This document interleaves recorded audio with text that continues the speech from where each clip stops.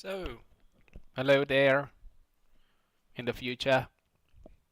Today I hope to finish the breakdown of my old broken tiles material. I've made a couple of changes.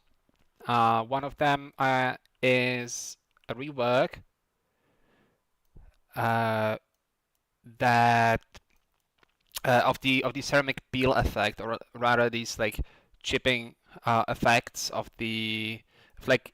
So to recap,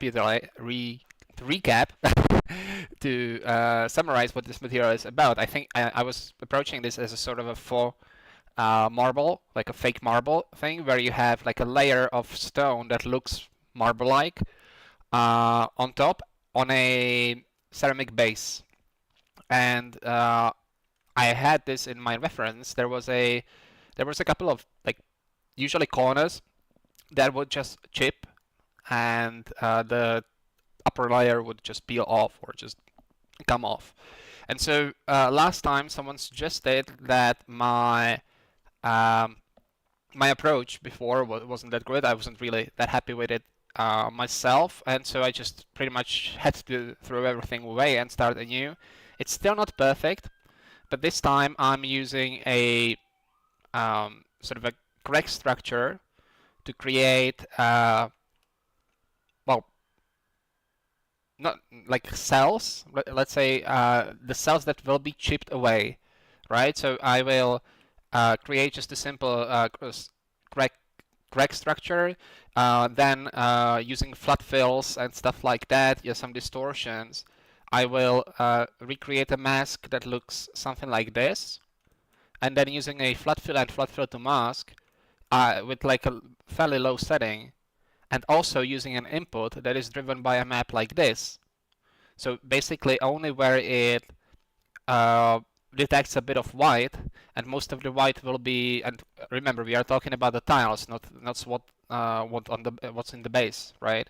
So basically it has very little white to work with, and so it will stick to these corners and these like spills, if you will, of white into the tile mask, and so it will only like remove it along the edges and corners, more or less. But it's a little difficult to control. Like before that, we had a really like a good way of controlling where this would show up and how much would show up, and sometimes you get like really weird results.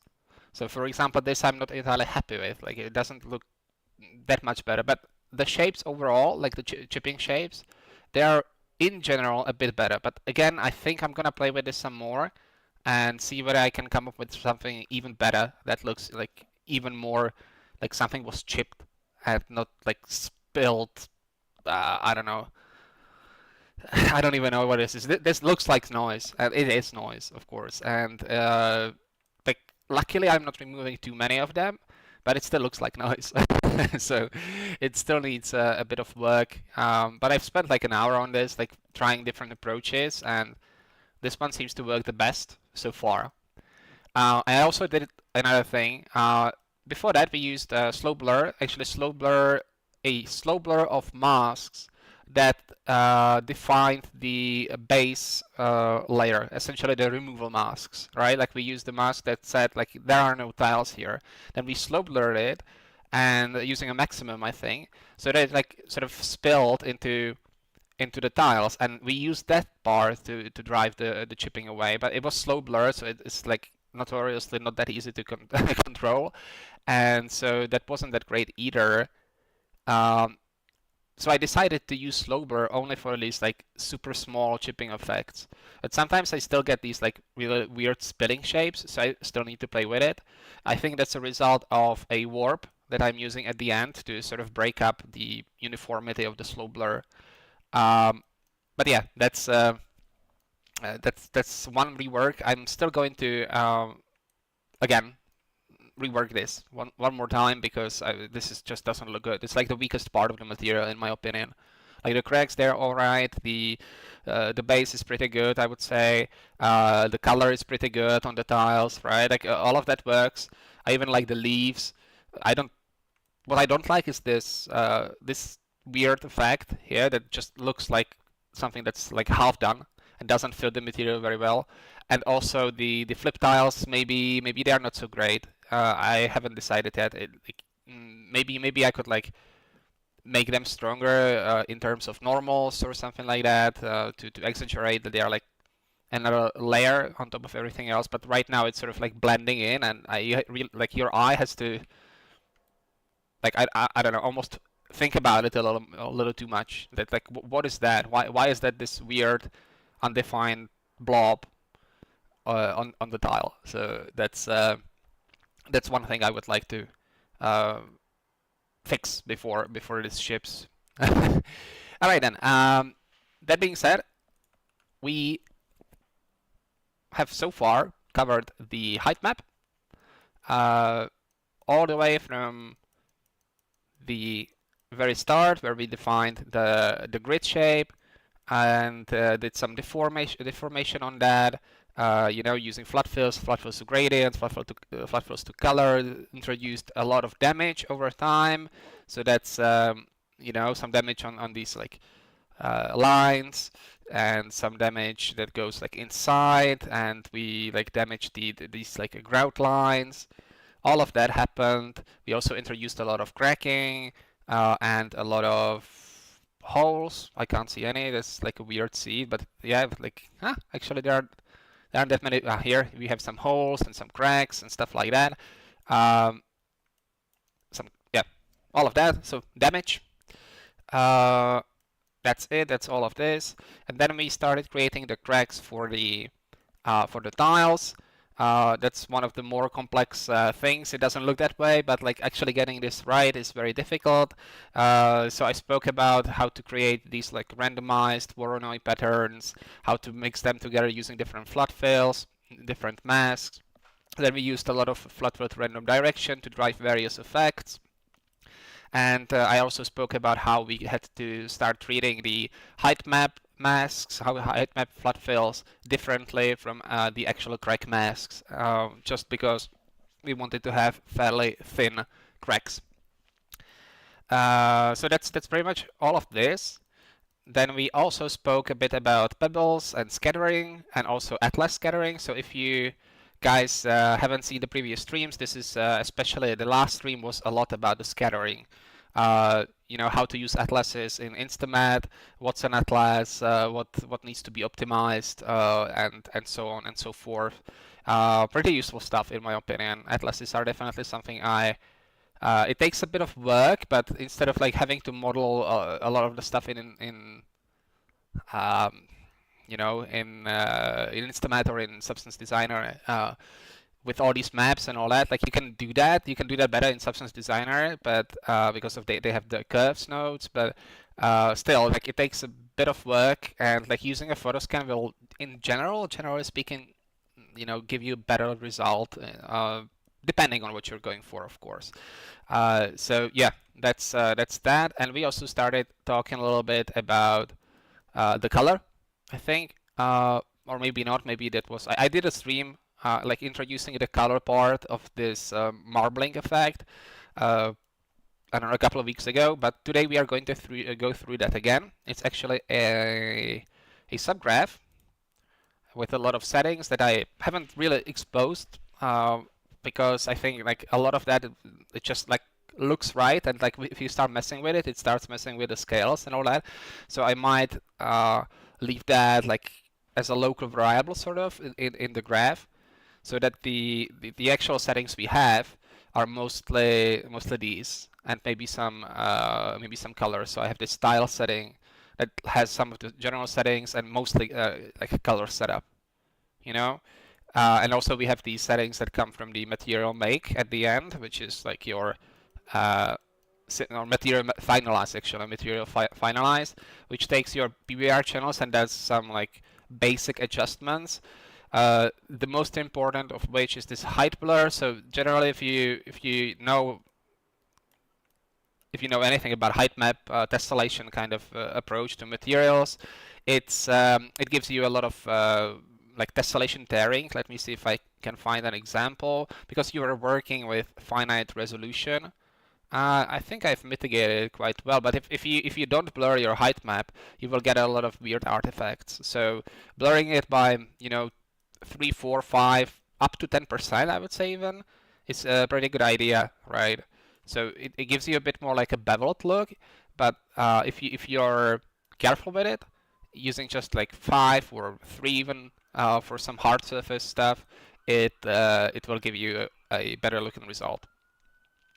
So, but that's like the final step in making your material, right? Like when I start working, I usually create this material make, which just oops, what did I? Why is it lagging? It's lagging. I think my InstaMAT just crashed. Oh no, okay, here we are again. So you have this material make. This is what I start with because it allows me to set up all my channels, right? So I just plug in something into the height, then something into the height to normal, height to ambient occlusion, just with the default settings. I don't really play with it too much. And yeah, and like maybe turn the base color to something like 50% gray, so that I know that I'm not like looking at like my vision of the height and the normals are etc. are not like skewed by the color. And also roughness, I tend to work like when I just work on the height map, I tend to use something lower, maybe like 25% or 20% even. But once I'm like approaching a finalized look, I generally switch to like solid 50% gray, so that I get like middle point for the roughness, like not too much specularity, not too much diffuse. And then of course once we start working on the roughness, I just like start defining the roughness values for everything. Okay, so let's jump into the color graph again. So you can see I have like 2 or 3 branches plus this whole base marble thing. Why is it so slow? All right, I'm gonna switch to 2K because of just the graph is very heavy. Like it was 22,500 milliseconds to process the whole thing. I wasn't that efficient, but I tried to do some like optimizations.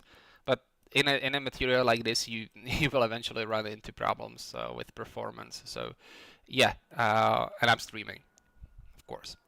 So the color, yeah. So I'm treating the base and the tiles separately at the beginning until I reach a certain point where I start introducing like general wear and tear, general dirt, general edge wear, general ambient occlusion settings, and this allows me to sort of have a lot of settings that target these 2 aspects of the material separately. So it felt natural for me to work like that.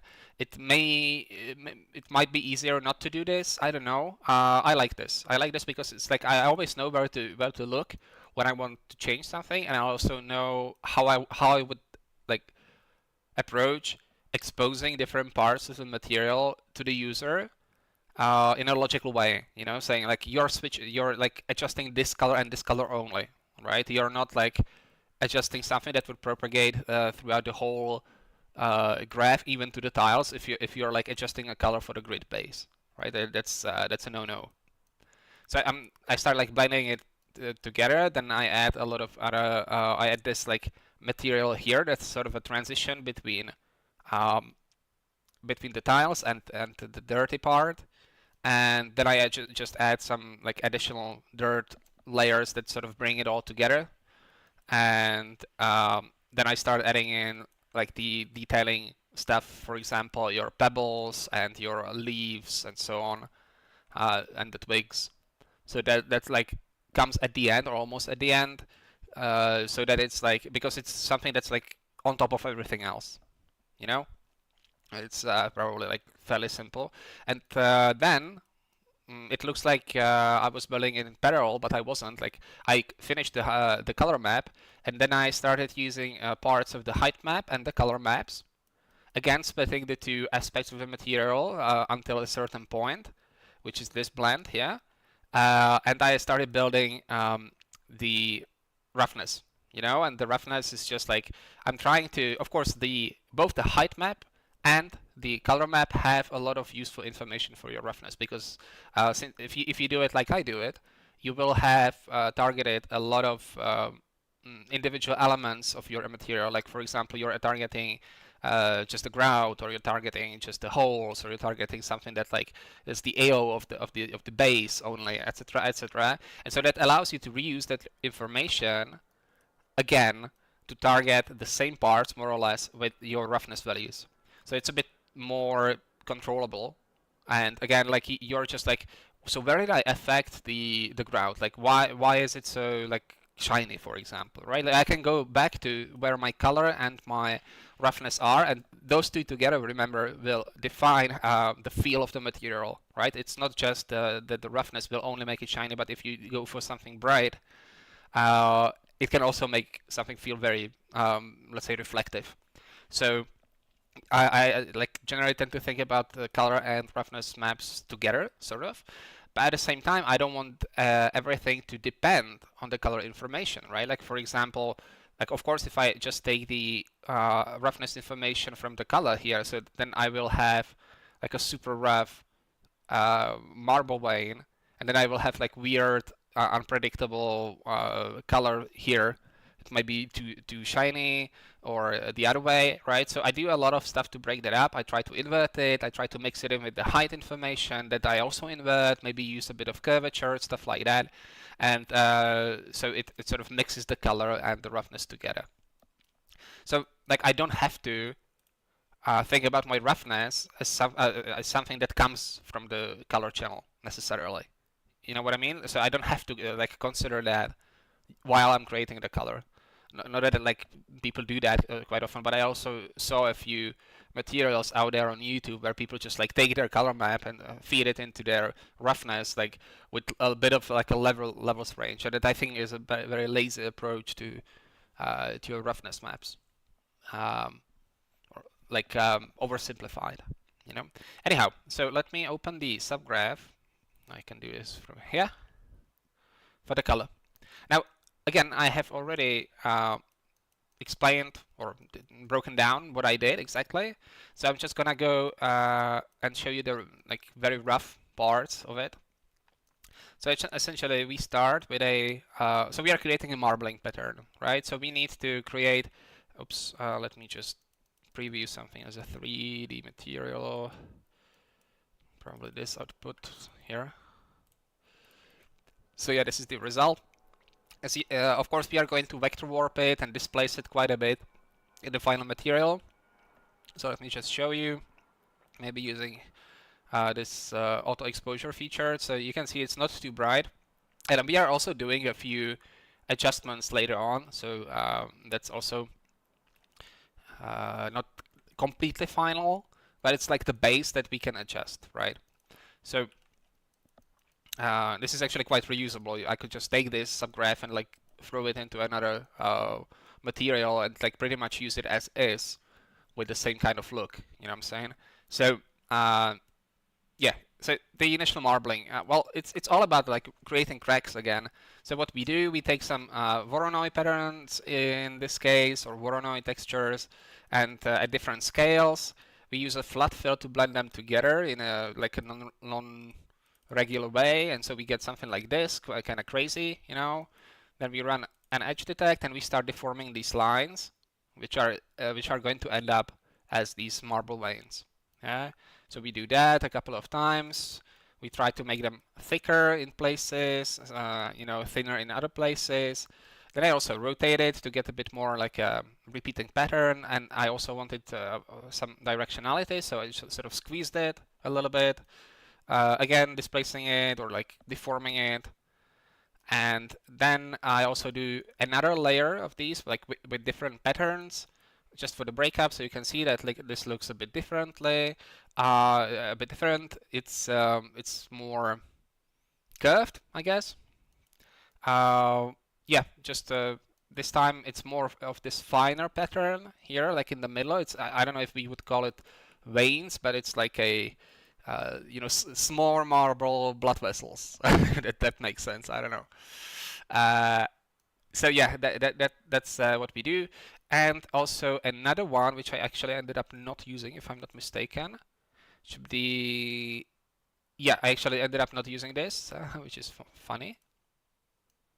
I guess Yeah, I think I was testing like a different look for the marble because I saw in my reference I saw that there were like some very straight, almost Voronoi, straight Voronoi cells that were like overlapping with the others, but it was just too busy and I ended up not going for it. Like, yeah, it might look good for your. Actually, I'm using that, but I think I'm not using too much of it. I think these right here, right? Like these are the straighter lines, but I didn't want it to overpower the like the whole uh, pattern that I already made. So that I had already made. So that's kind of like an additional detail that might come out at some point, right? So it's just like even more smaller level veins, if you will. Yeah, so that's that. Then I'm like preparing a couple of maps that will treat how the outlines look of this. Like if you look at a marble pattern, and these veins almost never are like just white. Yeah, they are almost always like surrounded by some transitional material because if you remember, marble is formed by like superheated limestone. And so it sort of creates bubbles, and these bubbles like push out some of the heavier elements, and the boil. It's like yeah, boiling magma, right? And that's what creates these like veins, these cells. And so as it cools down, there is like a differentiation effect where you have a quite uniform vein of like the purest material or the heaviest elements, and then you have like the like some outlines and like the transitions, and these cells should more or less copy. Like the color should be like specific for each cell. It's not always like that. You can it can mix and all that, but like that's the general principle behind it. So it's actually a perfect material to use floodfills for, you know. So anyway, I'm doing that, and I'm preparing a couple of masks that we will be using to layer individual sort of different colors and saturations of these like detailed veins, starting from like the biggest to the smallest, which is the white one in the middle, and it will create an outline effect, sort of. So I'm just doing some crazy experimental stuff to isolate something. At some point I use a gradient map to create like this crazy pattern that I don't end up using very much, but it's still there. It's an approach you could be doing. So it will give me something like this, some detailing inside, and this is something that's going to go into all of that color creation later on. So this is sort of the if you will, like a height map part, but it's more like a grayscale map creation for the coloration for later on. If you want details, you have to look at the other stream that I did a couple of weeks ago. All right, now, so I start introducing like my colors that will be used it will be exposed to the user, and it will like the 5 primary colors more or less that will define the look of the material. Again, I don't expect users to change this too much, but I wanted something that's again like fairly controllable, so I just like reuse these 5 colors all over again and again, or like again and again, and with like minor adjustments using HSLs and HCLs and some masks from the material. So this isn't all that important because like I end up with something that doesn't really look like the material at all. Like it's just noise, maybe some cracks got blurred in and all that, but it doesn't really matter because all of that will be recolored. I just wanted some mix of the colors that will be like the base of the color spectrum. Hello, Mike. How you doing? How you doing today? I'm alone here, I'm talking to myself. Nobody loves me anymore. Well, not that anyone loved me to begin with, but that's the the unfortunate fate and destiny of a small YouTube streamer streaming InstaMAT. Anyhow, so sorry, I'm just going through this map creation very quickly. I know you've already seen this, but just give me a second. We'll be back to the rest of that color and roughness. Well, I'm a bit, I had to work in the afternoon. Um, I'm helping my family reconstruct an apartment, so I had to like get dirty, and actually I had to touch a lot of tiles. I had to touch a lot of tiles. Today I was cleaning all the tiles in my mom's hallway. It's not as cool as it sounds. I would much rather create tiles in InstaMAT than actually touch actual tiles. Anyhow, yeah. So like as I was saying, like we created just a sort of a grunge map that has the primary maps more or less, and they're more or less in place, right? But we don't care too much about this. What we care about is to create these like large color variations, sort of the bubbles and the cells, right? Like my reference was actually, I think this is a fake marble. It's not too natural, so like the pattern doesn't like have to copy the cells too precisely, right? So I didn't I didn't really like I didn't care too much, or like I didn't spend too much time like trying to figure out a proper floodfill map for this chaotic pattern. Hey Dan, how you doing? How was the Corpus Christi? As the Germans, they just love their Christian holidays.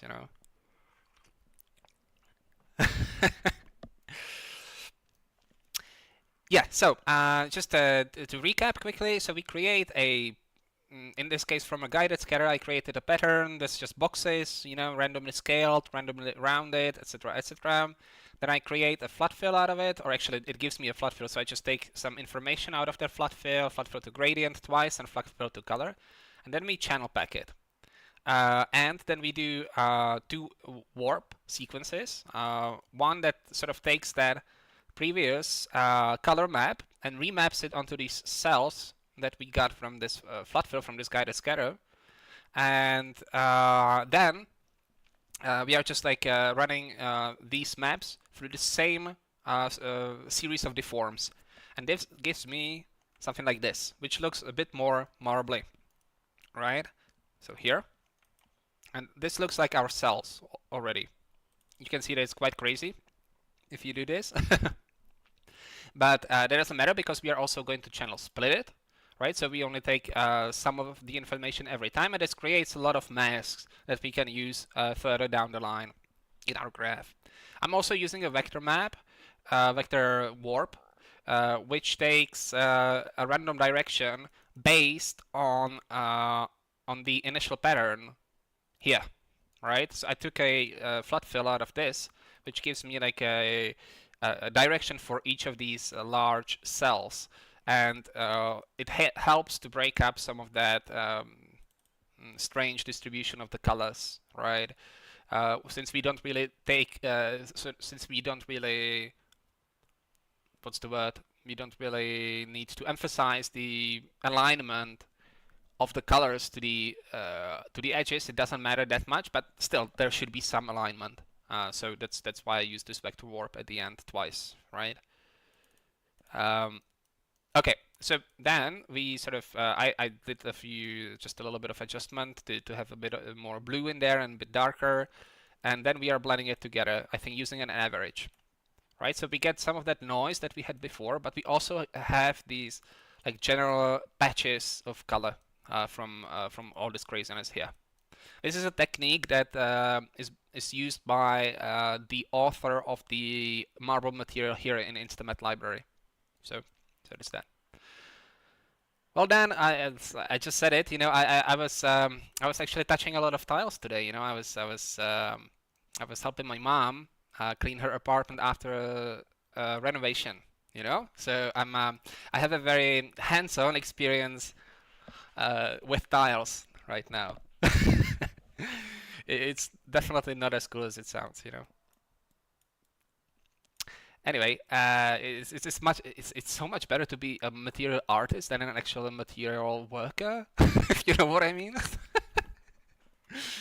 uh, not that like workers aren't cool or anything, but I don't want to do that in my life. Anyway, yeah, so then let me just like start adding some more variation in. You know, so I keep taking these colors that I defined before and like use various noises and various masks. Yeah, real work. You know, real life, real work, real fatigue, real pain. It's good. It's like it's good for you. They say. Anyway, you know, like not to put too fine a point on it, but I studied philosophy and astronomy actually. So like intellectual stuff, you know. Then I ended up reconstructing 5 apartments in my life. You know, the most recent one last year, and that was like a really big one. And so I actually spent quite a few years just like working on the kitchens and floors and walls. You know, I'm a painter, I'm a plumber. You know, I know how to work with electricity. I was never my goal to do that. You know, but it's just like happened. And I would just like to be an intellectual or an artist for a while. You know, that would be nice. That would be super nice. And I think I'm not going to be an intellectual. Anyhow, sorry, that's maybe a bit too personal anyway. So staying on the subject here, adding variation, you know, different noise, different color, then adjusting some contrast using this guided HSL.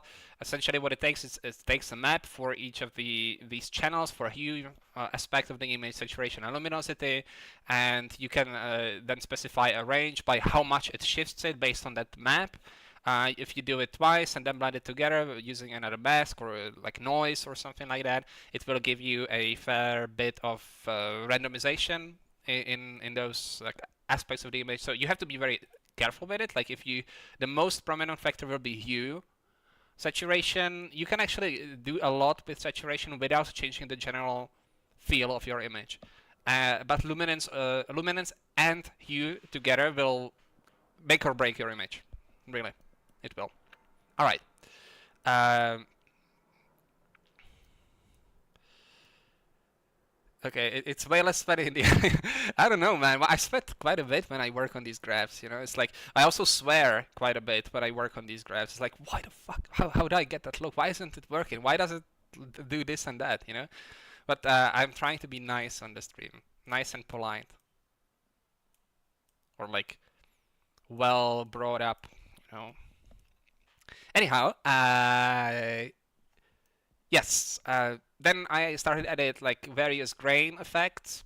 Um, this is essentially a like I think I created some Voronoi or guided scatter with just polygons, right? So it creates like these shapes. Then I deform it a little bit, play with some color, and then I start blending it in. So you can see it. It creates like a granular specks in the material that we use to again just introduce a bit more variation. It's quite subtle, but it comes out later on. And I also created like sort of an edge detect. Essentially, what I do, I have a blend. Sorry, I have an input, which is these specs. Then I take it into a slow blur, slow blurring it with itself using a maximum and very low value. But that's already going to sort of like inflate it a little bit.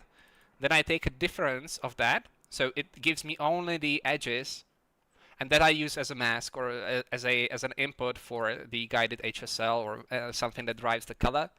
And so again, it allows me to target specifically only those outlying areas that I blurred. You know, you could do that with with just a normal blur. You could do that with a non-uniform blur. You could probably do that with a warp as well. Might be a bit difficult with artifacts. So yeah, but slow blur, blur, non-uniform blur, even a mask blur would work. Okay. Yeah. Continuing on with some like color variation. Then what is this? This is more specs, I think, probably. No, it's just a noise that I used later. Oh yeah. So there is this color palette node that I didn't make this. It's made by Roman Ribier. and he has like a lot of cool tools for InstaMAT on his ArtStation. Some of them are free, and I think this one is the one that you don't have to pay for, which is super nice. It essentially takes up to 5 colors and creates this kind of image out of them, which is very useful for something like a floodfill or a gradient map, because it will look at your image, look at the middle line of the pixels, and pick the colors that are there, right? So this is a way to introduce variation while maintaining the colors as they are defined by your user or by your exposed parameter. So what this does is just this. I'm just creating like again like various small colored specks in my marble. So this is where we are right now with all these like stains and spots and outlines around them with a little bit of noise. We have these like large watercolory pastel patches, you know. So it's like it's starting to look a bit more like that reference that I had. Actually, I should probably show that. I keep referring to it. Just a reminder what I was actually working on. So that's it, right? Like these things here are what we are working on in this color graph. All right, let me check OBS. Okay, no.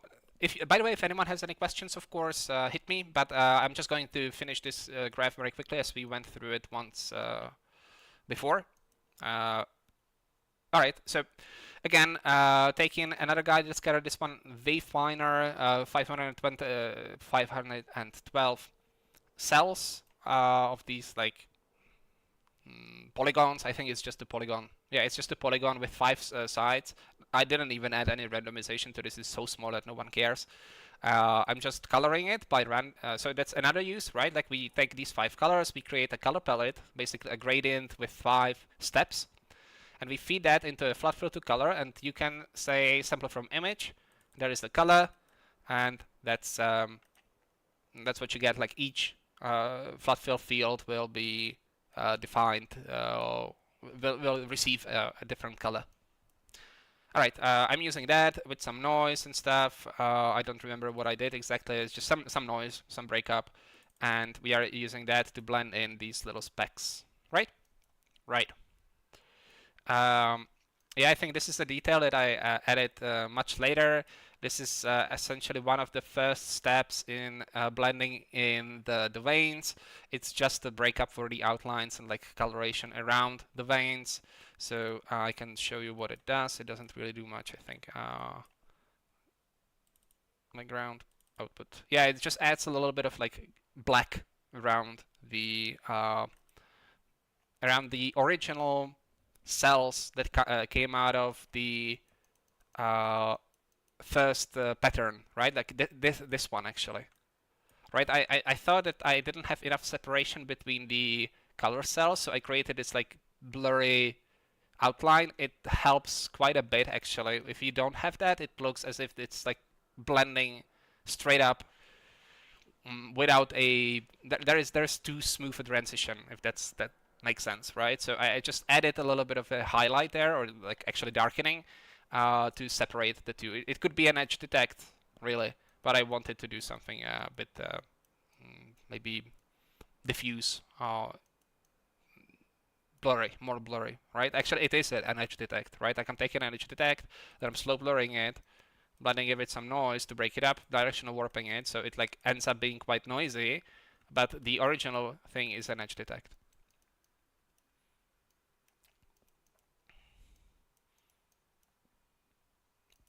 Or is it this one? Yeah, it's this one. The same idea, yeah? Edge detection, slow blur, a bit of sharpen to define the sharpness a bit more, and then blurred with clouds heavy. Or blurred, subtracted clouds heavy from that so that it looks a bit more broken up. Anyhow, yeah.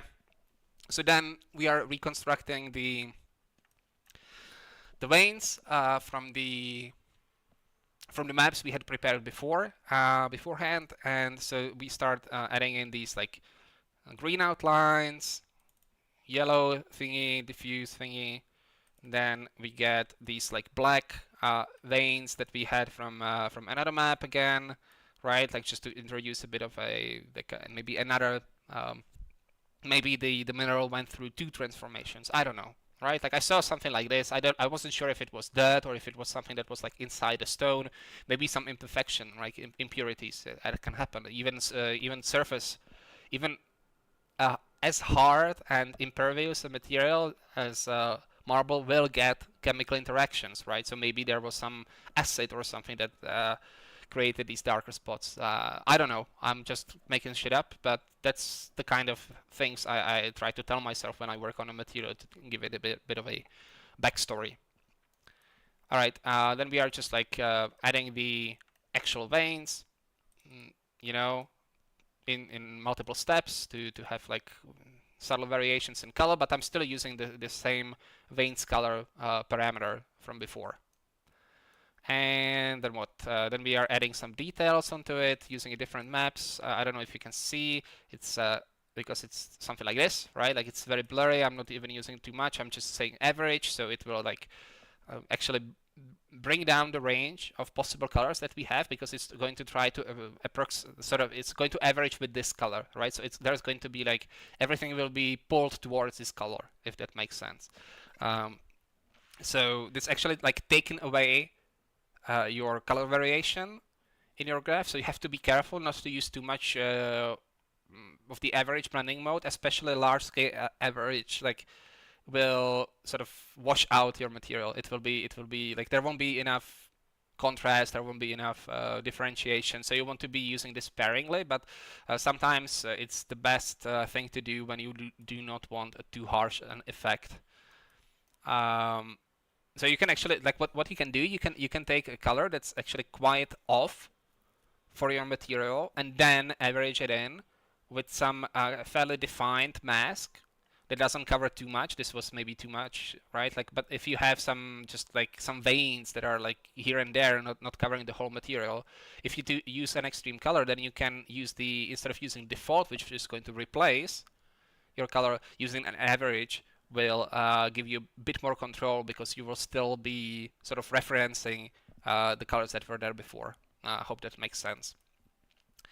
Yeah, yeah, we are introducing more saturation variation. It's probably not something that you can see. Like, even I would have to look at some details now to see what it does exactly. It's just a soft variation, or like it doesn't change that much, right? Yeah, then I added another like I just some specs here and there to sort of break up the perfect lines that I had before. So it's this mask. Again, it looks like some branches or whatever, some organic cracks, and that's what it is. So yeah, and I wanted more green, so we added some more green, but again, it's not too visible. Then I wanted all of this to feel a bit dirty, and also I like my marbles to be slightly yellow. Usually this is something you would get from subsurface scattering, which the light, as it penetrates the surface of the material and goes into the volume, it sort of starts scattering inside, and depending on the material it will give you a different color, but marbles tend to sort of push the lights into warmer color, and so I like it to be a bit yellow-ish, but very subtly, right? And I also wanted to sort of I liked what it did to my material. Essentially, like I took this very brown color, almost saturated brown, and averaged it with the material actually, and that sort of put it into the ballpark of like where I wanted the values to be. So this is one thing that I don't entirely like, because that's one thing the user won't be able to affect that much. Maybe I could expose this in a better way, but yeah, that's what I did. All right, so this is the color. I'll never talk about this again. So just keep this in mind. Going back to the main graph. All right, again, I'll take my delicious tea. So if anyone wants to ask anything, now's the time, because now I can read the chat.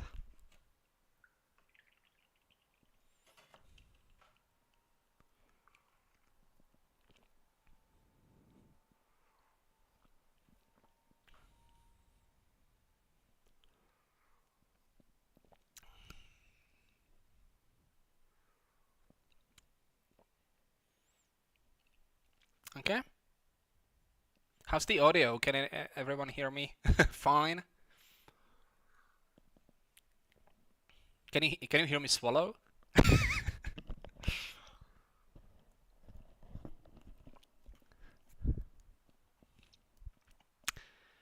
Okie dokie. So, moving on, we have this. So this is the output, right? The stuff that I actually exposed are only the base colors, right? I have a lot of stuff that I can control in this node, in this subgraph, right? I could actually come here and adjust the pattern. No swallowing noises. Oh, okay. Okay, thank you, Mike. All right. So yeah, I could essentially like tweak most of the most important parameters. I can't pronounce that correctly. Parameters from here, but again, I didn't think it would be too smart to expose all of this to the user. It might be overwhelming. So if someone asks for this, I can like direct them here and say, like if you want the pattern to change, maybe you should play with these settings. But the issue is like it's such a complex, or it's like a fairly complex pattern, and it's maybe a bit difficult to explain to the user what I did exactly and why it behaves the way it behaves. So yeah, I ended up like not focusing too much on exposing parameters for this one, especially given that we are going to break this up for the individual tiles using a vector warp. So, why? Um, right. So, first of all, like when I finished the material, when I finished the roughness setting, the roughness channel, I realized that there wasn't enough color variation at all. It was still a bit like washed out, and I wanted more because the material just didn't look right. Uh, So yeah, I introduced this. I just took some noise from wherever. I think it's like clouds, right? Like adjusted it a bit, safe transform it a bit, and I actually did this like guided HSO trick, but pushing it into darker values. It was too bright. It was like popping out. Again, someone suggested it on Discord that maybe the tiles were like too bright, too unintegrated.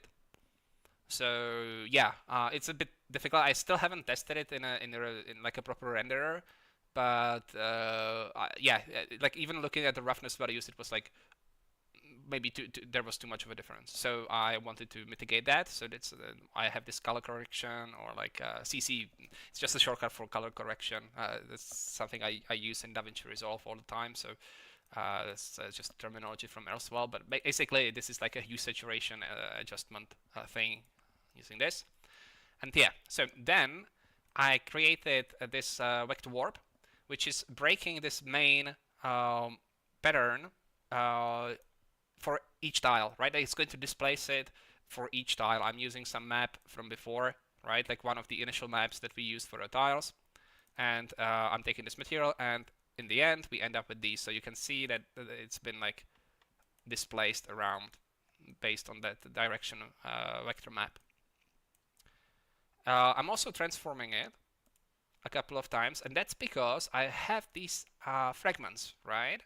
Especially the loose ones. I don't know if I can see any now. Actually, the C doesn't really have any any of those fragments that are on top, right? But they shouldn't be aligned with the rest of the directionality of the material, right? They have maybe been like turned around. So that's why I have like 3 versions of this, which I will be using later down the line to blend in some of the fragments. Yeah, so that's that. Now, yes, you can see that I'm actually using it here, right? Like I have these fragments here and there, and this is where I apply my rotated color maps. Okay, maybe there's a way to do this a bit more efficiently because like we are transforming 3 color maps, but it's not that bad, right? Like it processes it under 1 millisecond, so I guess we are fine. All right, and then again, someone suggested that it was like popping out, it was too differentiated, so that's fine. I take a color thing that comes from the color that the final color for the base grid, and I'm sort of coming all the way here and just using a color match. Color match is a bit of a mystery to me. I don't exactly know what these like settings do here. So first of all, we have this mode from average, or you can do a source. Again, I'm not too sure what it does. I think if it does an average, it introduces the average color node first. Yeah. So essentially, instead of taking like this very complex color map, very complex gradient that will be then sampled, it just takes one color, a single color, right? And then introduces some variation based on that. But if you do source, I think it's gonna look at it's going to sample the whole row, or maybe it's even going to sample each pixel. I don't know. I still haven't figured it out, and I didn't have much time to test it. So I'm sorry. There is like a lack of knowledge on my part on this, as far as this node goes. Anyhow, yeah, you have two match modes, HCL, HSL. Those are like two different ways of processing image data. I don't know what the difference is exactly because you know, saturation. Everyone knows what saturation is, right? Like you have 0 to 100%, and that's like how much color information there is. But you can also split it using a luminance and chroma. So there is a difference in how it's calculated. I don't know if HCL is actually subtractive maybe instead of additive, right? I don't know. I'm not sure about the terminology here. And actually, like every software uses this a bit differently. I don't know if this is an LAB going on in the background. I don't know. Maybe then, if you know, that would be nice to if you could tell me what's actually going on in the HCL node. Sometimes it gives better results, but it can also like remove too much of a color for me. Like it's kind of sensitive, whereas saturation will be a bit more subtle sometimes. That's just my like intuition, but I don't know. I have nothing to substantiate it with, so don't know. Yeah, but I'm using a noise, I think. Or am I not? No, I'm just, it's just color matching. So it's basically, it's just like trying to align the colors, like shift the colors from the input to the specified colors here. All right. Then I have exposed an HCL, or it could be an HSL node. And yeah, so that I could like tweak the colors and also allow the user to tweak the colors. I've already changed it a little bit because that's what I was feeling at the time, but really like just a few, you know, a few percent here and there are not going to make or break the material, I think, but it definitely looked better to me with the colors I had to make it a bit darker and more saturated. All right, and then the actual fun begins. So we have the ceramic peel effect that I'm still not happy with, as I had already mentioned. Like it's these parts, right? These like chipped away parts, especially here.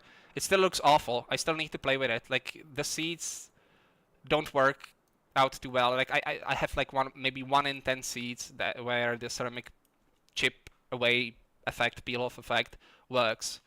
But other than that, it doesn't really. So I'll just remake it again. Anyhow, that's the color. So I took a few reference images online just to see what it might look like. Here, this is one where it's like extremely blurry. It's very low quality, right? So I imagine there is quite a lot of detail here, but it just wasn't captured by the camera. When you look at raw ceramics, it can be anything like this, right? It can be very rough. Of course, this is like a handmade old ceramics, probably, right? Not polished or anything, not glazed.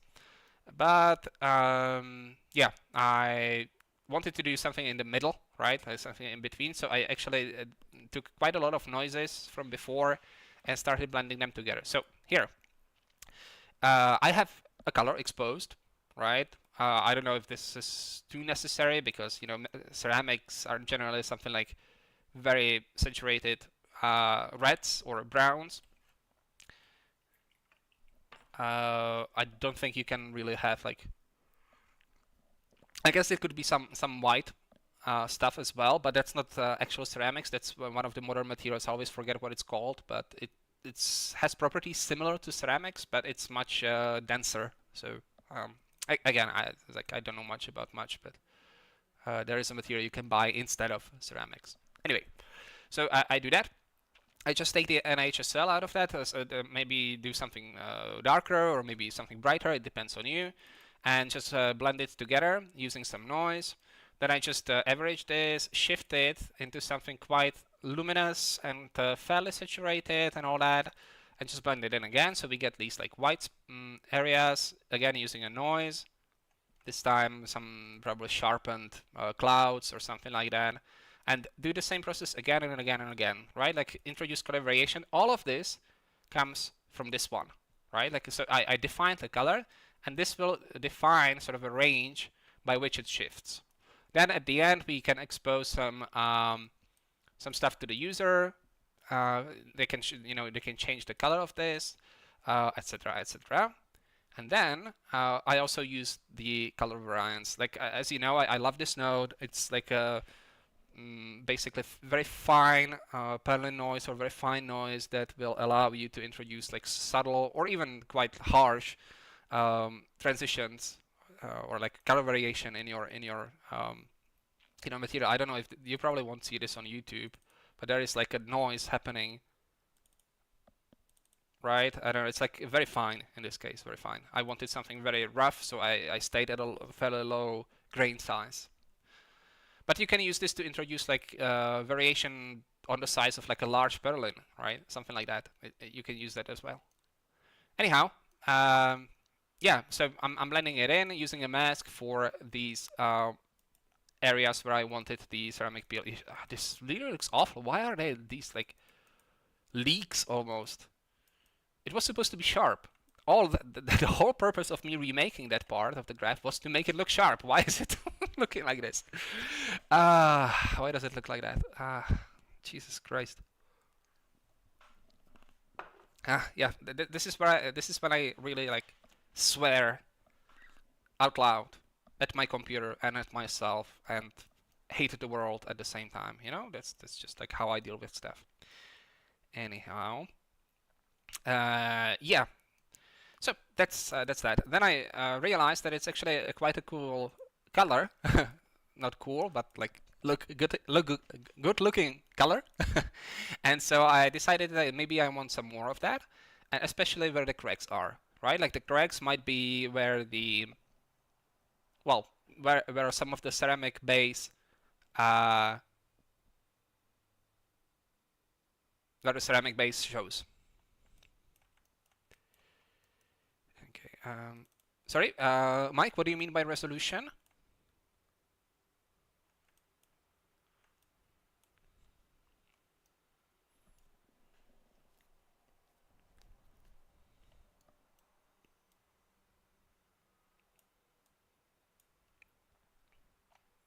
Okay. Well, all right. I'm just gonna go on, wait for the answer. But yeah. So I wanted to use the same color more or less for these cracks here and there, right? I can see that it's like kind of leaking. Actually, that's not intended. Might have a look at the.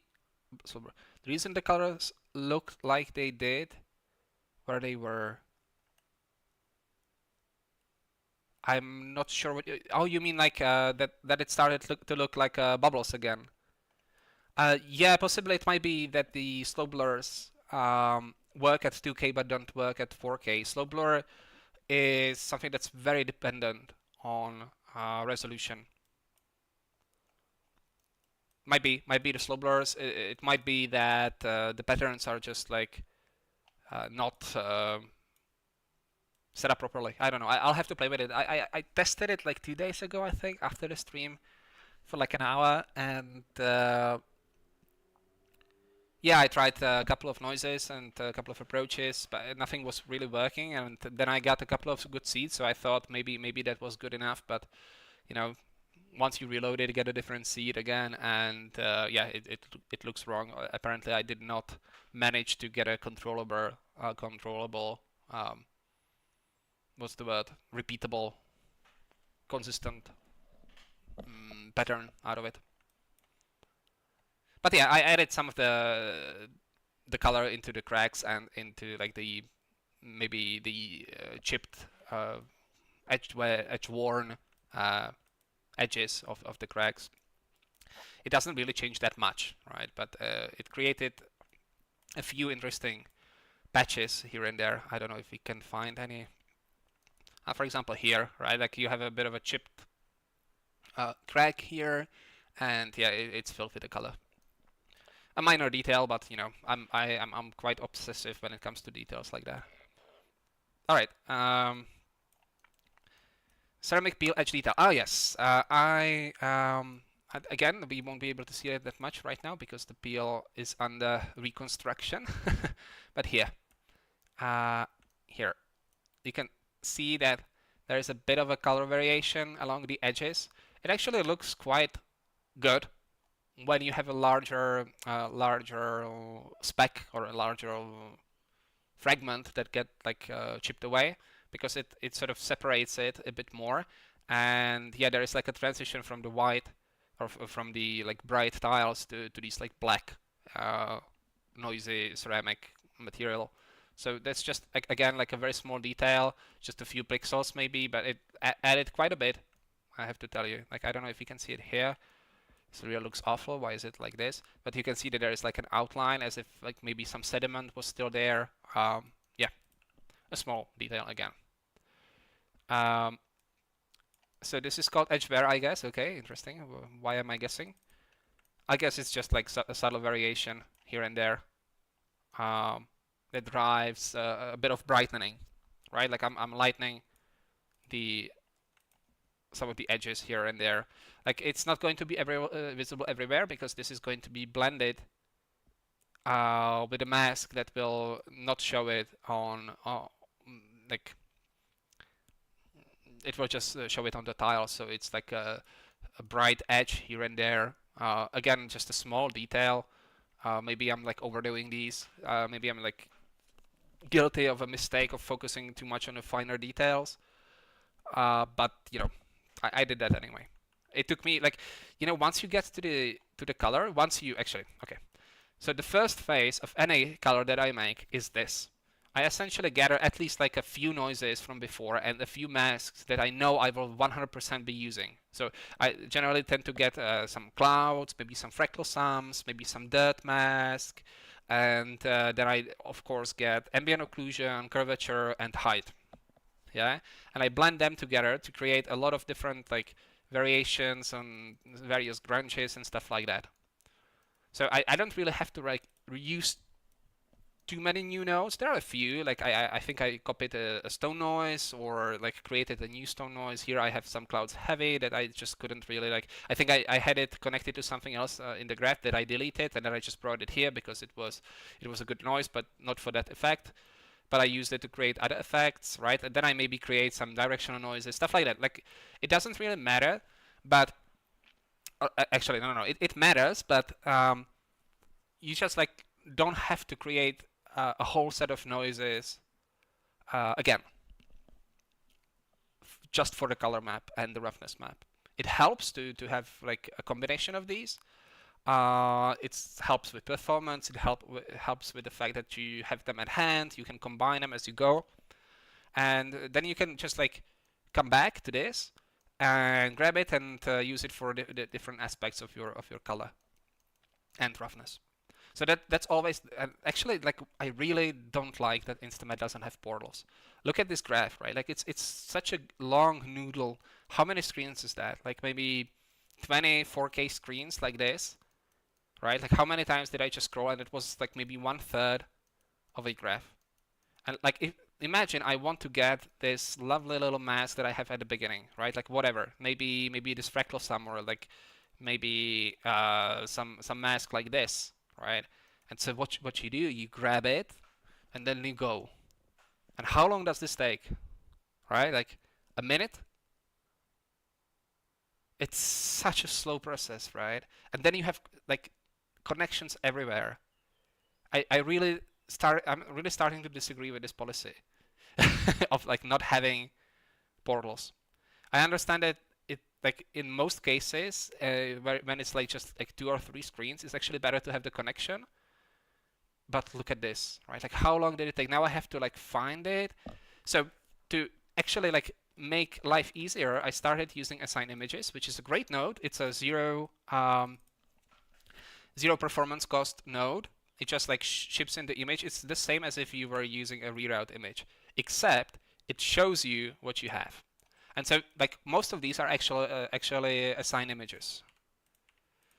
Yeah, so like assign image, assign image, assign image. Like I don't have to change the I don't have to change this. What am I saying? Sorry, I just lost my train of thought.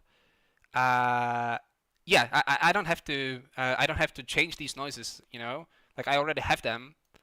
But I need to see what I'm working with, right? Like I'm a very visual person when I'm working on art.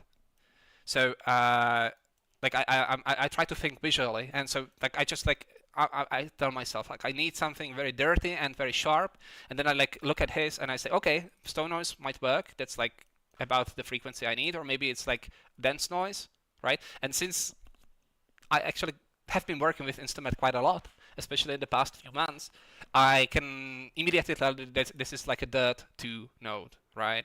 So I use a mix of reroute and assign images. Reroutes when I don't really need to see the image, which is usually when I work with floodfills and stuff like that, because you already have this colored connection, right? Like this green connection that says that it's actually color. So I know that this is some kind of color feeds, color connection. But when I'm looking for 1,000 different noises and masks and all that, yeah, this is the assign image. Yes, you're right. On a player, I can also put a reroute, then make it an assign image, of course. It's all that. You can also make comments on your reroute, unless I'm mistaken. Yes, you can comment this. So this is like, this is a cool reroute. Yeah.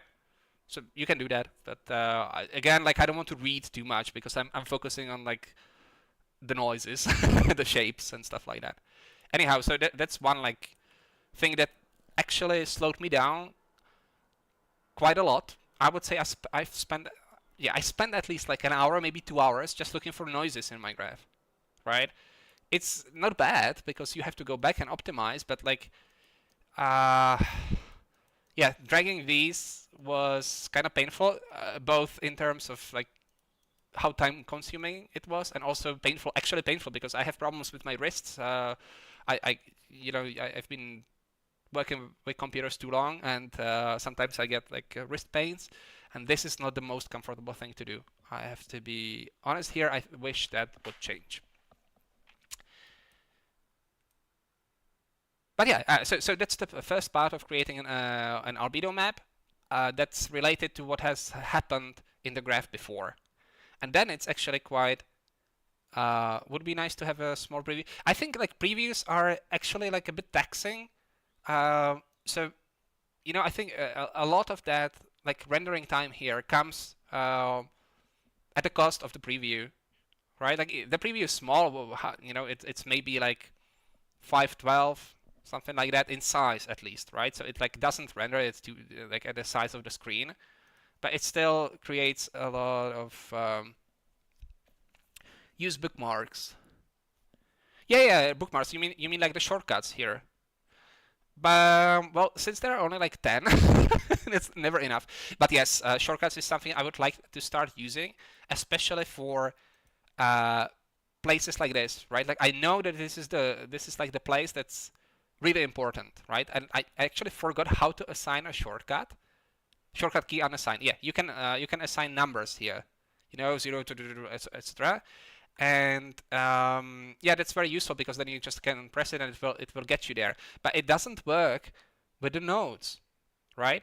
Another thing that doesn't work very well is that you can have these shortcuts. For example, my F2 should bring in a transform node, but if I just drag and try to press F2, it doesn't do it, right? So it's much easier for me to just always go and say trans, right? And it already creates the connection as well. So that's actually quite useless. It's slower. It's significantly slower.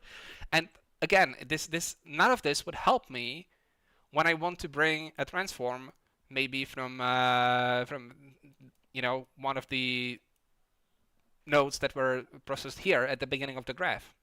And since I think a very common approach is to go back to the graph and reuse the max from whichever effect you added at a certain point, and sort of like reconstruct and relayer your color or roughness or whatever you.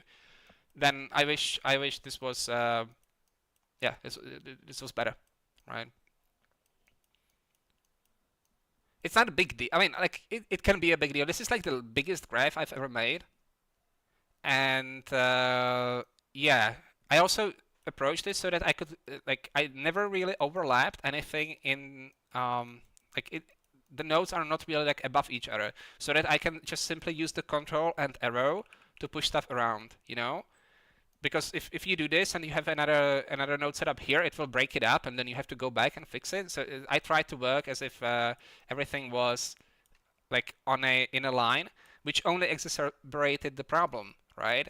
Right now I have too many, like all of this could be done like in a column instead of in a row. So maybe there is a way to sort of optimize this, but then if I'm thinking too much about the format, the formatting of my graph, then I'm not really focusing on the art, and so it's a bit annoying. Anyhow, enough of criticism. I actually love that I was able to pull this off in InstaMAT. The software cooperates so well with me. It's just like at this point, it's like I'm not really fighting against the software. I'm fighting against my knowledge of how to achieve certain effects, which is a really good feeling. Like you know that the software will have your back for the most part, and that's just amazing. All right, enough rambling. So we did the ceramic peel, we did detailing, some edge wear, color and stuff. Yeah, that's it. Now, so any color graph usually starts with like either an approach like this where you create like the pattern for the color, or an approach like this where you take certain parts of the graph, some masks, and mix them with like your general purpose generators, like your height to curvatures, your maybe you take a couple of different ones at different different radii. Then I also take a height map here. This is just a height map, the final height map, without the leaves, without the branches, because I wanted to use this to drive like AO-based dirts and AO-based or like curvature-based edge wears and stuff like that. And yeah, AO-based dirt would work with leaves, but definitely not the edge wear, right? So I just wanted to have a separate map for that. I'm taking a height to ambient occlusion. This one is actually ray traced. I wanted these fine details. But I also reused the quality because it gives grain. And I like grain. Grain is variation. So if it's too perfect, it like looks too much as an AO pass. So that's that. I'm also using some sharpened version of the height map. This is something that Dan Betke told me actually, or like showed me in one of his streams where he was working on rock. Yeah, and he takes a very sharpened height map, and it makes sense for a material like this, like this dirt thingy and the stones here. All of that is probably like very sharp, so it adds a rough feeling to your material. So yeah, I used this trick that Dan showed me. Yeah, it's like a lot of the detail comes out as well. Pretty cool. Yeah, and then I just like break it up with some grunges here and there to get some more varied maps. Yeah, so it just doesn't look like, yeah, this was a curvature pass. Yeah, this was an AO pass. Like quite a lot of times when I go on our station, I just like look at a material that's like, okay, I was like, but yeah, he used an AO for this. he used this noise from Substance Designer. That's a moisture noise, right? And I think like over time people get tired of this. And I certainly have, and I am not even that like long in the business of making materials.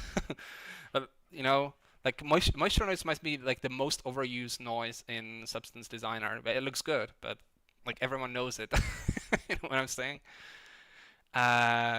So yeah, just break it up. All right, and then we start actually building the color. Again, I have a few colors that define the material as a sort of reference points that keep getting reused over and over again. So first of all, I just take these two maps using some noises. This time a curvature map just to introduce some variation. So we get a bit of variation here. Then I add some dark stuff, maybe even darker stuff. You know, using various noises. I actually added a few noises here, fractal sums, clouds, and I'm going to be using them again and again. Then I added a bit of green because I saw some moss in my reference, but I didn't want to like add a whole moss pass. That would have been too noisy, too much. So, but I added a bit of green, you know. And then I'm using a different technique from before to introduce color variation. So again, I'm using this color palette. And then I'm using these gradient maps, but the inputs are something usually very noisy. Yeah, like either a grunge map or maybe like the AO pass or something like that. I'm using that, and then I'm introducing it back. But this is sort of independent, color-wise. It's independent of your height and your basically your height and your curvature and stuff like that. So that's good. That's introducing like another level of dissociation from your usual passes, but it still keeps the reference colors here because I'm using this color palette, right? So I'm like not changing the hues or anything, right? I'm just feeding it back, but it's like independent from your usual passes or usual generators and stuff like that. So yeah, I'm just using this technique a couple of times. I actually think this is pretty good because it allows for just a few colors to be exposed and you still get a lot of variation regardless. Then I'm just doing some brightening, you know, you first darken, then you lighten, or the other way around. It doesn't really matter. So we get more variation. Then I'm taking this like red that I don't know where I got it. I think it's just a shifted, yeah, it's just a shifted color palette from here, and again driving it through a gradient map and adding it in. So this is like the most saturated, sort of the darkest part of that. It's almost like rust. I don't know if this is cool, but I end up averaging it in instead of defaulting it in, right? So it's like you can see it here, but it's still sort of relates to the rest of the material. Okay, then I'm just brightening these parts here because I thought it would create a bit more separation there. I don't know, like it's a bit stylized, but I think it looks okay, right? Like it shows the grid a bit more, and that's giving a bit more of a visual interest there, at least for me. Yeah, then I'm like adding some AO pass, I think in this case, like a really broken up AO pass or maybe a curvature pass that's been. I only use the convex part, or is it the concave? That's the convex and concave. I never know. I always have to click on it to see which is which. So the concave, convex. Let me see. Concave. Yeah. So I think I use the concave because that gives you the sort of the inner part, not the exposed part, but the one that's like in the corner, not around the corner. I'm not explaining myself well, but hopefully you know what the difference between a convex and a concave angle is, and you can you can understand me. Yeah. So I'm adding this like this darkening everywhere. Sorry, this one is the then I'm like brightening it again, just introducing various variations. Okay. Again, some more darkening. This one a bit finer. So if we look at what was before, this is very white. So it's like very light again, and here I'm just adding a bit more of that brown. Then this is so Dan suggested so I introduced some of the damage like to some of the holes like this, right, into the base grid, and yeah, it added so much to the material. It was awesome. But I also ran into a problem where, because I brightened the grid, and here it should have been removed, right? And there was like a very weird white transition here. And so this is basically fixing it. I'm taking the grout map with the holes and only with the holes, and I'm saying, you know what, like just add some brown or some darker color there, so that it's like not unbroken there. So just like little fixes that you notice when you play with the seed, right? Like the same goes for this, right? There is a transition, a crack that goes all the way through the grout, and yeah, you want to sort of maintain the idea of the height there with the color. Okie dokie. Added some edge wear. I tend to brighten my edge wears quite a lot.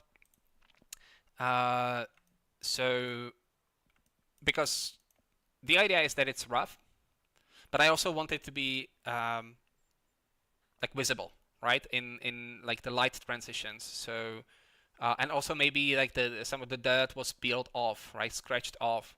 So the idea there is that I'm like just going to take a lighter version of the color and use it for the edgeware.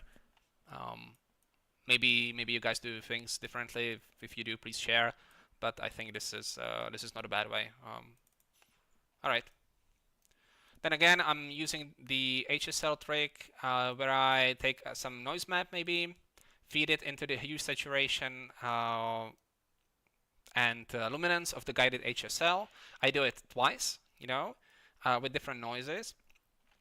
One that goes like maybe up in luminance. Sometimes I should probably go the other way in saturation, and then maybe just a slight hue shift to introduce more variation and more contrast into my material. And since it's driven by a noise, it's very likely to like be fairly random, not related in any way to your curvature and height again. So that's another way of randomizing your color. And then I blend it together with yet another noise, so I get contrasting variation. And that's something you can expose for yourself. I just have this as a local variable because I don't want the user to mess with this too much, right? Like he can use a contrast slider in material finalize instead, right? But I don't want him to sort of change these inner workings of my material too much, because he doesn't know maybe what it's doing, right? Like he doesn't see this, and so like maybe a bit better to keep it away from him. So yeah, this is the final color for the grid, and now we are taking in the tiles, and blending it in with the mask, and so it looks like this. It already looks pretty good, if I dare say so myself. It actually looks better right now than it looks in the in the 3D viewport, which is something that has to be addressed. I don't know why that is, but I'll start rendering, and I'll tell you why. All right, so then moving on, I'm just adding a few final touches. There is one big element that we haven't addressed yet, and that's this sort of underlay dirt that I had in my reference, and it's quite a prominent aspect of the material. It's like the one that has like most height difference in it, or height differentiation. So yeah, that's something I had to tackle. And for that, I'm just taking the color of the grid, basically as a color, as the color for my gradient map, but the input is for the gradient map is again some height to curvature. I'm pretty sure this is height to curvature. And I'm actually taking another one as well. Again, some different height to curvature. Same idea, but this time it's brighter, right? So I have like these two colors that I just shift a bit with HSL. It's essentially the same principle as this contrasting with guided HSLs. Thank you, unnamed player. Thank you very much. I'm still not very happy with it. You know, there's like this annoying things like the peeling stuff, and some of the cracks are just like weird. And like these flipped pieces, they just like they seem off for some reason. I don't know why. It's probably that the cracks are like differently shaped than the actual cracks in the tiles. I don't know, man. It's like I get obsessed with this, and then I have to say, you know what? It doesn't matter. All right. See you around, and see you soon. Bye bye. All right, but we are continuing. Uh, so yes, I have this very noisy gradient map again. Another very noisy gradient map. That's not a problem because we are going to start to blend it together with some other stuff. So again, some darker colors, then some other colors. You know, um, I'm not really looking at the tiles, right? Because that's not where this is going to be visible. I'm looking at this, at these areas. So this is actually like turning out to be pretty good. I think I would like more color variation, but this is not the end of the blending, right? I'm just using a lot of dirt grunges here that I had built before I showed you last time. So yeah, we are getting there. It's a very noisy look, right? Like there are some lines here and there, but it's essentially noise. And then I start brightening it up with some like specks, maybe some hay or whatever, a bit of color here and there, and color variance to break it up even more noise. And of course we can then expose HSL or HCL to the user. I had already like shifted the luminance quite a bit. Why is it in this chroma? This is hue. This is luminance. Yeah, I've just lowered the luminance. It was maybe a bit too bright, but now you know it really depends on the lighting. So we'll have to test for the last one, for the last render part. And then I'm just blending it in using a mask that comes from the height map essentially. So you can see it like allows it in many places, and there is like a natural drop off, fall off for this like dirty, grungy part of the material. And like this is actually when I realized that this is not enough, right? Like if I did not have the, let me just show you here. I'm just gonna show you with the color map. I can't. Here, right? This is where I stopped, and I was like, something is missing, right? Like I have the pebbles, I have a pretty nice grid base. The tiles are so, but you know, so be it. What else do I need, right? And I never worked with atlases, so I thought, you know, let's scatter some leaves, and it's going to like break up this super noisy material here as well. So yeah, that's when the decision came to bring in some leaves. And that's very easy because we already have really good masks from the Atlas scatter. So all I do is bring in the color for the twigs and a mask for whichever scatter I'm using. I blurred the masks a little bit because of anti-aliasing. I'm using the mask as a mask, and of course I'm using the color as a color. The blending mode is default or replace, if you will, and of course I can expose uh, uh, the color adjustment, the color correction to the user. Again, not that it's that important for the twigs, but maybe they use a different atlas, and yeah, then having an HCL there is very important. Same goes for the leaves, right? This is our leaf map. I'm actually sharpening that color a little bit because it gives me a bit of more of a definition in some of these like stems that go through the leaves, right? Like here it's like not that visible. Here it's maybe over sharpened, but that doesn't matter because the detail is quite small. But suddenly you have these like bright spots here. That's the result of like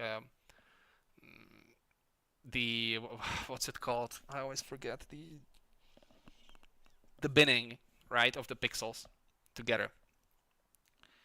And yeah, The same for this one. This leaf was the best of the atlases. It had so much definition in both height and color that I actually kind of like wasn't sure whether I needed to mess with it too much. In fact, some of it is like really noisy already, with a lot of like differences in height. Sorry, in height and color. In like there is this like very dark stem and quite bright edges and here and there. But again, like it's such a small detail that I like basically copied the same setup and blended it again in. So this is what we end up with. Now in the end, just for stylized purposes, I guess, for like to have better interaction with light, I wanted the leaves to be quite low in roughness, to be quite specular. Like maybe it was raining, maybe there was a storm, but the tiles had already dried, but there is still some moisture on the leaves. I don't know, but I wanted it to sort of throw a bit of reflection here and there. So you can see it here on these leaves, right? Like it's quite visible that they are fairly reflective. It's just an artistic choice, I guess. Not too realistic for dry leaves, which these are, but whatever. Okay, and the very last part I'm going to go through is the roughness map. So again, this is the last break where you can ask stuff,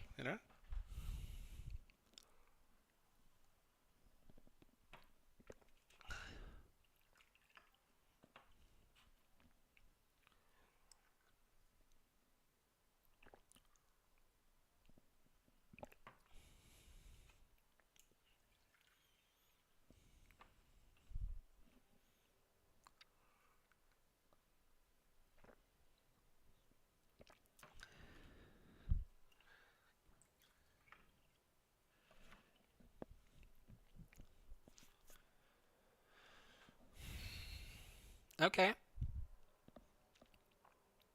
So,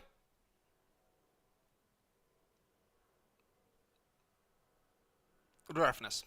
Well, I already talked about how I want to break it up, divorce it a little bit from the height and the color, but at the same time you want to get the detail from that. So I don't want to repeat that again. So what I do is this: I take a color to grayscale out of my sort of tiling color, but I do this before any of the color adjustments, right? Because if I change the luminosity here, it's also going to change here, and I don't want that, right? Like I don't want the changes to the color to affect the changes to the roughness. That doesn't make much sense. So I'm essentially just taking the like I do a little bit of it here. I guess it should come even before that. The issue here is actually I should really like move this, right? Because it doesn't change any. Yeah.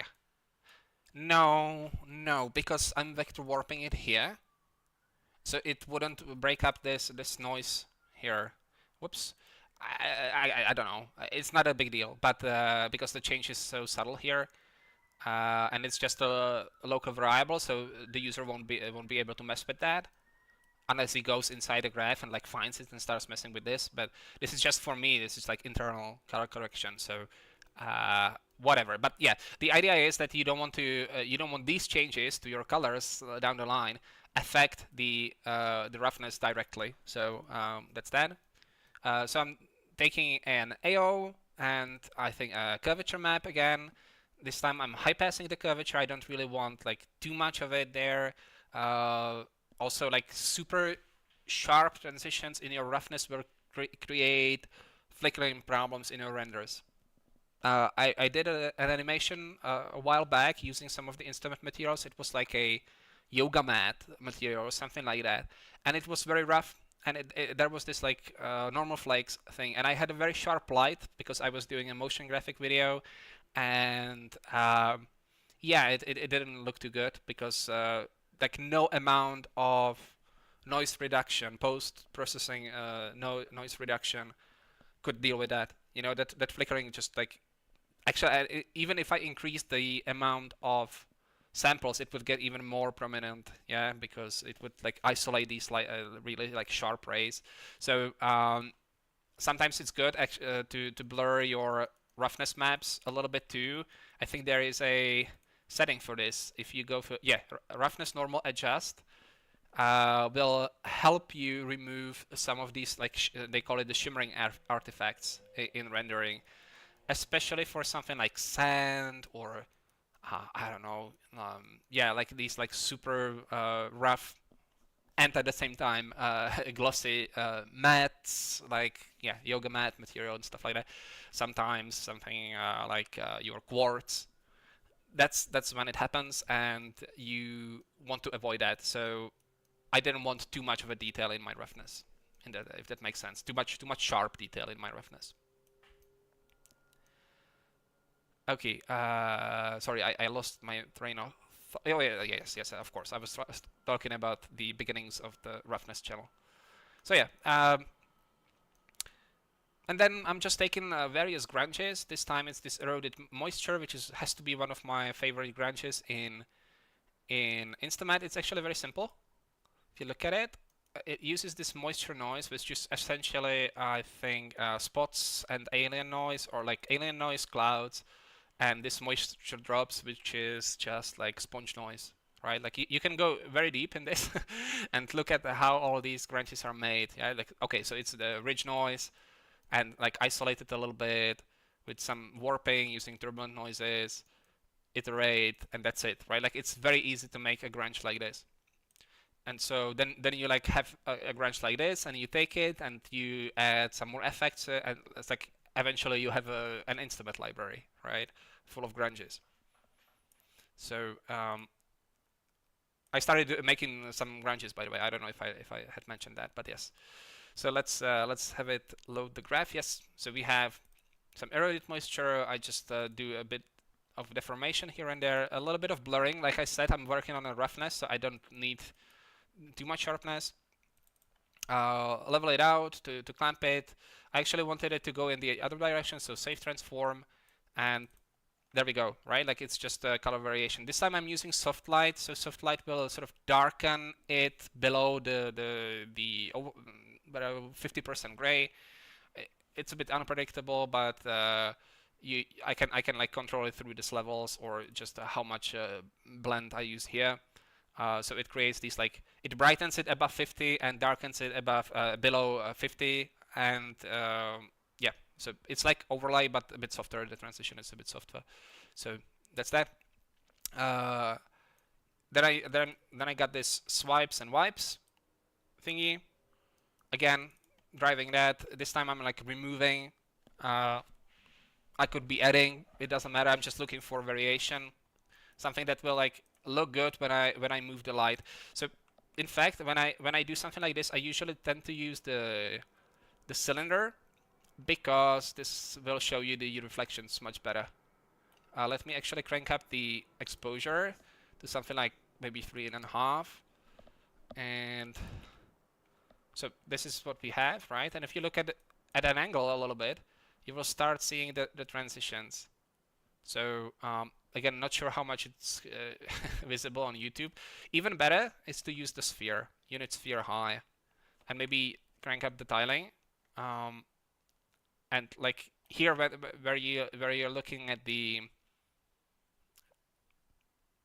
highlight, right? This is where you're going to see the most what the roughness channel does. So that's how I tend to test it, right? Like, because roughness is most prominent when you have moving lights, obviously, when you have transitions. All right. Okay, I should maybe keep it large for you guys. Something I wanted to do, but I keep forgetting. So yes, but I also want to show you the texture, huh? I guess this will have to do. I'm just gonna make the 3D viewer a bit smaller, so we can see the texture a bit better. All right. So yeah, that's just variation, base variation in the roughness channel. This time I don't really care too much about breaking the the noise is up with vector warps, because why, right? Like this is roughness. This makes more sense as something uniform across the material, right?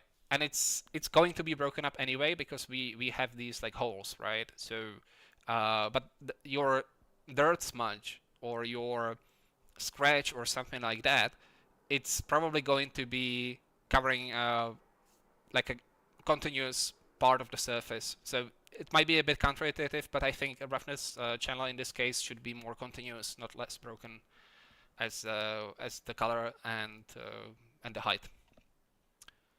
All right, so yeah, and I'm just like continuously reusing parts of the. I'm basically following the color reconstruction and using that for the roughness reconstruction. So we started with a bit of variation, just like we started with a bit of variation here. And we are also going to end with a bit of variation. And in the middle, what happens is that I like keep stacking the same the effects from before. Sometimes I took the color to grayscale. Sometimes I took the mask. Sometimes I broke it up with some noise. Right, like here you can see that I took the color to grayscale, sharpened it a little bit actually in this case because it actually defines the peel, the ceramic peel. So I wanted it to have like a sharp transition in roughness. Yeah, and adding it in. Actually, this is maybe too much, but it's fine because there is still more variation coming in, right? I'm still like trying to control it with levels. So this is a very rough addition. So this is like 97% maximum. The range is like 80 to 97. So this is going to be somewhere in that ballpark. And ballpark, I guess. What is the expression? Ballpark or ballpark? I always forget. Somewhere in the vicinity, somewhere in that like desired range, and that's good enough for me because this is just the beginning, right? Yeah, again, taking a solid color with some mask so that I know that I'm sort of adding 90% roughness. This is the cracks. Again, 85 this time, and this time I'm using a map for some of the, I guess, the edge wear a little bit. So again, like basically adding that. Here we have just some more of the edge wear, if I'm not, or like some sort of breakup. I don't even remember what that is. It doesn't matter. What is it? It's the, yeah, it's like more edge wear, I guess. So that's that. Then I'm adding some masks from before. This is the curvature broken up with some noise, and again general edge wear roughness. And at the end, I'm using a sort of a general dirt map, and I think I'm using a bit of add because I felt that the tiles were a bit, well, basically not rough enough. And but I also know that there are going to be other roughness passes down the line. Yeah. This is actually something that probably should be avoided because like if you just flat add 7% of something, you will reach clipping points, you know, and that's probably not a good idea, especially if someone like says, you know, I want it a bit rougher, and suddenly you have like absolute roughness. You have 100% roughness.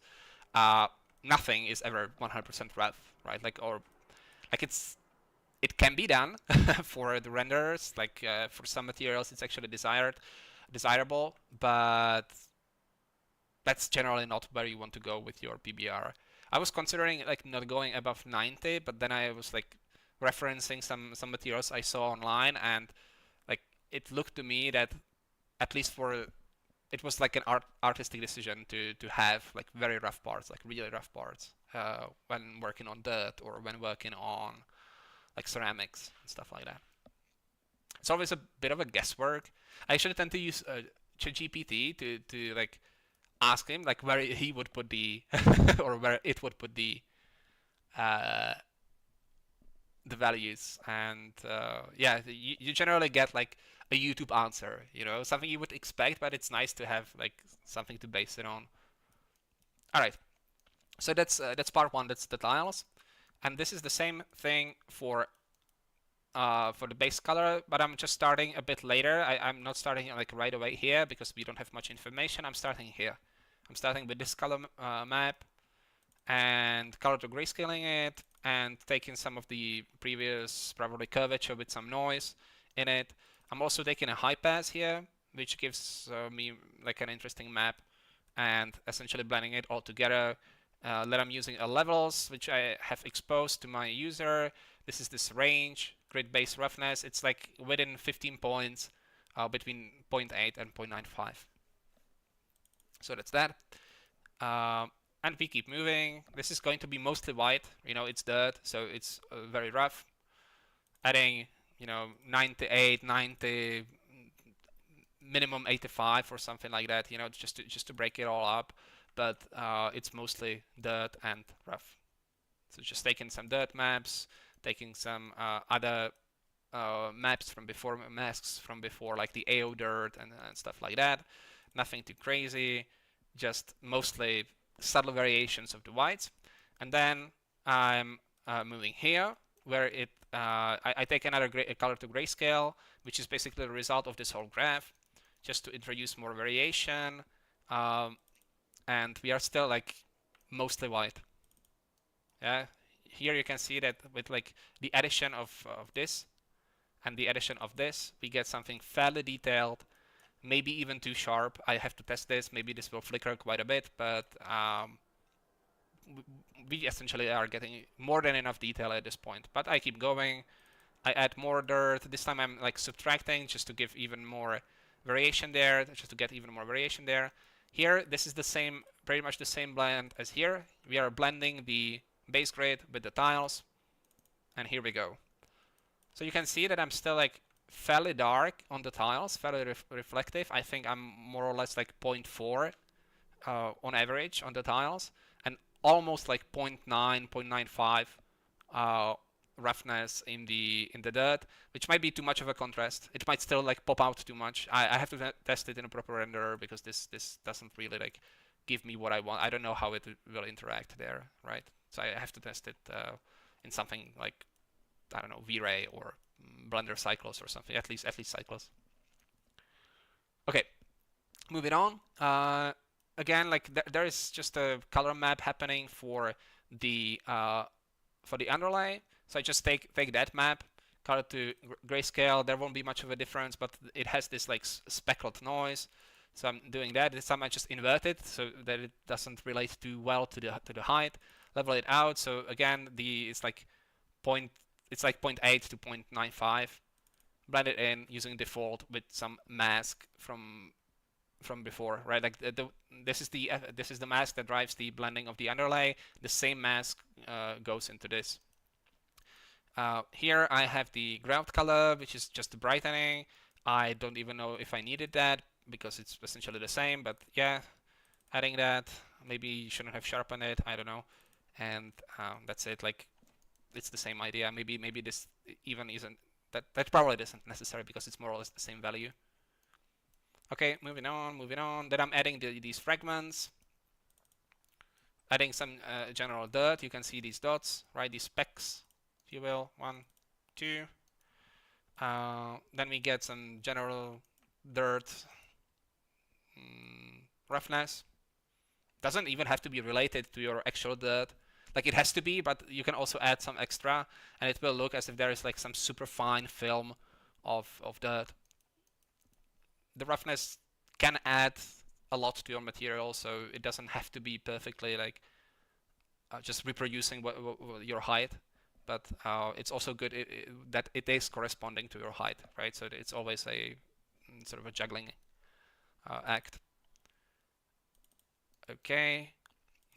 So yeah, this is adding the pebbles, and I wanted the pebbles to be a bit sort of reflective. Yeah, so we have that. And then I just created some random grunge because I thought maybe it was a bit boring. What I had before, it was too white, so I created some crazy grunge. I don't even know what it is, like fractal sum, turbulent Berlin, some other fractal sum that I like used actually a tile scatter to scatter my crazy fractal sum directional warp here. Then I blur it, of course, a little bit, and blur it again, so it gives me this like really weird noises, patches, splotches look. Break it up with some dirt and some grain. Directional warp it again. I don't know why, just because, and then blend it in, and so I get like a really like noisy dirt clouds mask. Might have been better to just keep this, but maybe the contrast was necessary. I don't remember. It was quite late. Anyhow, so I have that. I also added some roughness for like some of the scratches, and then I also add the roughness for the leaves and the branches. So that's it. The leaves are, as I said, quite specular as well.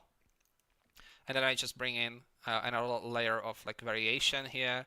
It more or less like added a lot of roughness onto the tiles, so it doesn't matter that they are quite dark, they are quite glossy, because it's still going to be broken up by this fine film of the dirt. And yeah, adding a bit more of the, I think, AO in this case, or maybe just a concave curvature. Blurred it a little bit because it was just like very sharp. Yeah, and I added, so we don't really have that color variance thing. It doesn't really work well with roughness. So I created something similar, just guided HSL, adding 0.1 with a mask and subtracting 0.1 with another mask. Again, I might be reaching a clipping point here. I don't care too much here because it's also rough. Then you just have to reconvert it into grayscale. So I think this is not maybe the best thing to do, but I did it anyway just to test it. In any case, it's not much of a difference, right? And so the result is this. So what I would like maybe is to have a bit more detail on the leaves in terms of roughness, but I guess we are reliant there on the actual roughness map of the leaves. And since this is just a 1K map that's been scaled down, there isn't that much of a detail there. But, you know, I think the leaves in general would be fairly uniform in roughness, so it doesn't matter too much.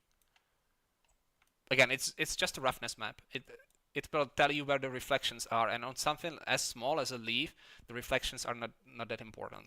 They are important on like, they will help you identify which aspect of your material is reflected and which isn't. So it makes sense that there is quite a contrast between the tiles and the dirt, but it's not as big of a deal when you just have like I don't know, yeah, a small leaf somewhere or a pebble somewhere. Like, you don't need too much of a noisy roughness map, at least in my opinion anyway. So yeah, and this is it basically. Also, what is this? Why am I adding it twice? Am I being stupid? Might be being stupid. What is that? It goes from here and here. Yeah. What is it?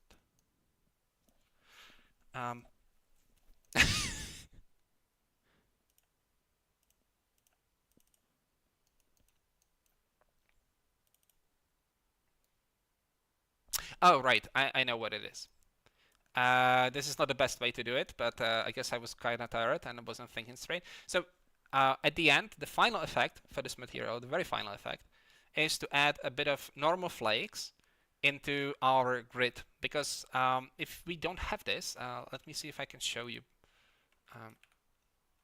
So look at the dirty parts, right? And I'm just gonna unplug the flakes.